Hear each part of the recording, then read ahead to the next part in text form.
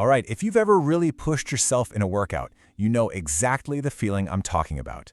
That deep, achy soreness that shows up a day or two later and makes just getting off the couch feel like a world record attempt. We have all been there.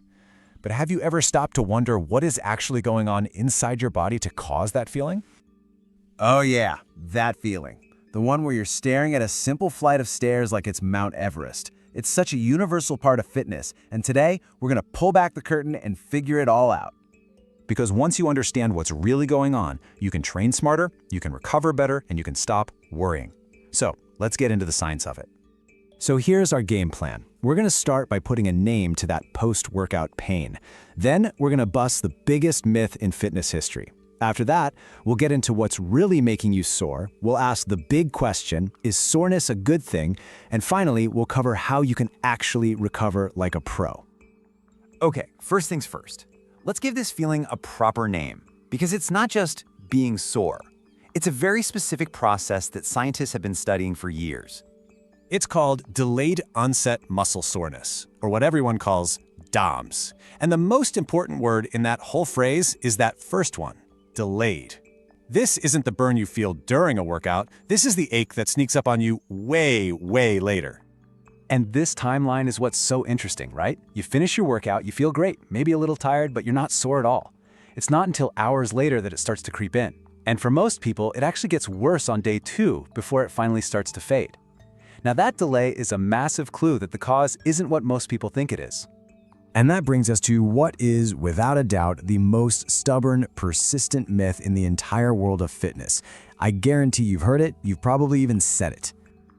Yup, we've all heard it. Ugh, so much lactic acid from that workout. The idea is that this stuff is just sitting in your muscles for days, like a toxic waste product, causing all that pain. Okay, I need to be as clear as I can possibly be about this. The idea that lactic acid causes the soreness you feel days after workout is 100% false. It's a myth that was proven wrong decades ago, but for some reason, it just refuses to die. So let's get this straight, because it's the key to the whole thing. The burning feeling you get during those last few really tough reps, that is related to a temporary buildup of stuff in your muscles. But here's the kicker. Your body is incredibly efficient. It clears all of that out of your muscles within an hour of your workout tops. The soreness you feel a day or two later has absolutely nothing to do with it. It's a completely separate event caused by something else entirely. Okay, so if it isn't lactic acid, then what on earth is going on? Well, the truth is actually way more interesting. It all comes down to your body's amazing ability to adapt and get stronger. Here's what's really happening. When you challenge your muscles in a new way, you create tiny, microscopic tears in the muscle fibers. Now, don't panic. This sounds bad, but it's actually the signal your body needs to rebuild. In response, your body starts an inflammatory process. It sends fluids and a special cleanup crew to the area to repair the damage. And it's that inflammation and repair process that creates pressure on your nerve endings. That is what you feel as soreness. It's literally the feeling of your body rebuilding itself. And the type of movement that causes the most of these microtears is what we call eccentric exercise. It's a fancy term for when your muscle is lengthening while it's under load. So think about lowering a weight slowly in a bicep curl, or the downward part of a squat, or even running downhill. In all those cases, your muscle is acting like a brake, fighting against gravity while it's being stretched. That controlled lengthening creates the most microdamage, which leads to the most soreness. So this all leads to the million-dollar question, right?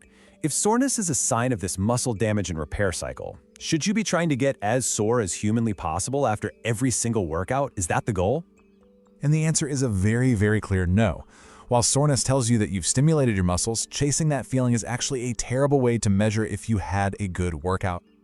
I mean, think about it. You can absolutely build muscle and get stronger without feeling like you got hit by a truck. And some muscles, like your shoulders, almost never get as brutally sore as your legs, but they still grow just fine.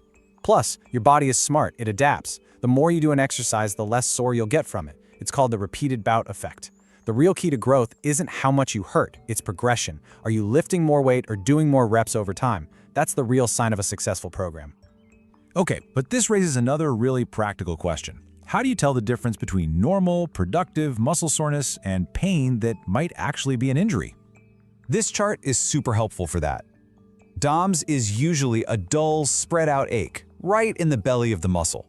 It's typically on both sides of your body. both legs, both arms, and it often feels a little better once you get up and move around. An injury, on the other hand, is usually a sharp, specific pain often close to a joint. It's usually just on one side and it gets worse with movement, not better, and it sticks around for a lot longer. So let's say you did a tough workout and you are deep in the land of DOMS. What can you actually do to feel better? There's a ton of advice out there, so let's cut through the noise and see what science really backs up. The things that truly work are, thankfully, pretty simple. Active recovery, and I'm talking about a light walk or an easy bike ride, is fantastic. It gets blood flowing to the muscles, which can help speed up that cleanup process. Getting enough protein is non-negotiable since those are the literal building blocks for repair. And sleep, well, sleep is the ultimate recovery tool. That's when all the magic happens. Now, what's surprising is what's less effective. Static stretching, while it might feel good in the moment, doesn't really do much to reduce soreness later, and a huge scientific analysis found that common painkillers are basically no better than a placebo for DOMS. So let's wrap this all up. Here's what you need to remember. 1. Muscle soreness is from micro tears in your body's amazing repair process, not lactic acid. 2. It's a normal part of getting stronger, but is not a goal in and of itself. 3. The best ways to recover are the basics. Move a little, eat well, and sleep deep. And finally, and maybe most importantly, learn to listen to what your body is telling you. So the next time you feel that familiar ache setting in, you can smile a little. You know it's not some toxic acid you need to flush out. It's the feeling of adaptation. It's the feeling of progress. So with that new understanding, how are you going to approach your next workout? And just as important, your next rest day?